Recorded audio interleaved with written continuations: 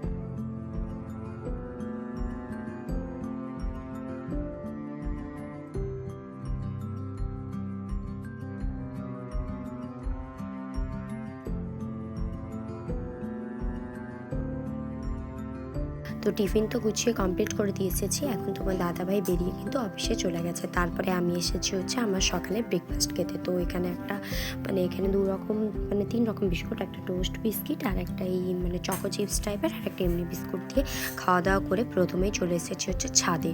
সমস্ত কাপড় চোপড় যেগুলো কালকের ছিল বা আজকের ছিল ওইগুলোই একটুখানি শোকানোর জন্য। আর সমস্ত ব্ল্যাঙ্কেটও আজকে রোদে দিয়ে দিয়েছি, কারণ আজকে রোদের তাপ খুব ভালো দিয়েছে আর কি। রোদটা খুব সুন্দর দিয়েছে, তার কারণে আজকে সমস্ত কিছুই সকাল সকাল কেচে ধুয়ে শুকিয়ে দেব। তারপরে যাব হচ্ছে দুধ আনতে। তো চলো দেখতে থাকো, সমস্ত কাপড় আমি মেলে দিই।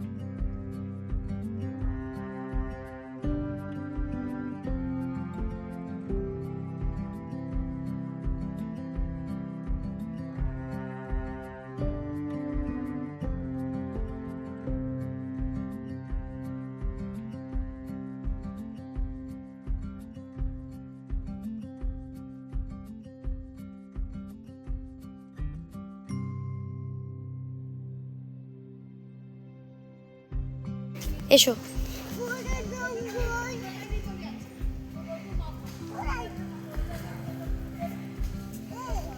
চলো এসো। এসো এসো সামনের দিকে এসো এসো। দেখতে পাচ্ছ না? সামনের দিকে এসো, দেখতে পাবে। ওই দেখো কত পাখি উড়ে উড়ে যাচ্ছে। আয় ওই ঘাঘু।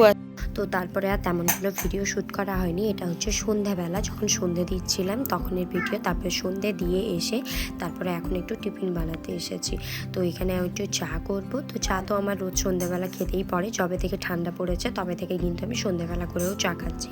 তো এখানে প্রথমেই কিন্তু গ্যাসটা জ্বালিয়ে নিয়ে তারপরে একটুখানি তেল দিয়ে বানাবো হচ্ছে মানে ওই কী বলবো চটপট এগরোল টাইপের একটা জিনিস। মানে পেঁয়াজ লঙ্কা একদম চপারে কুচি কুচি করে নিয়েছি। তারপরে একটা ডিম আর ময়দা দিয়ে ভালো করে ফেটিয়ে নিয়ে ওটাকেই তেলে রুটির মতো করে এপিট ওপিট করে ভেজে নেবো। তাহলে কিন্তু আমার সন্ধ্যার টিফিন রেডি হয়ে যাবে। তো চলো তোমাদের সঙ্গে তোমরা দেখতে থাকো, আমি আমার টিফিনটা রেডি করে নিই।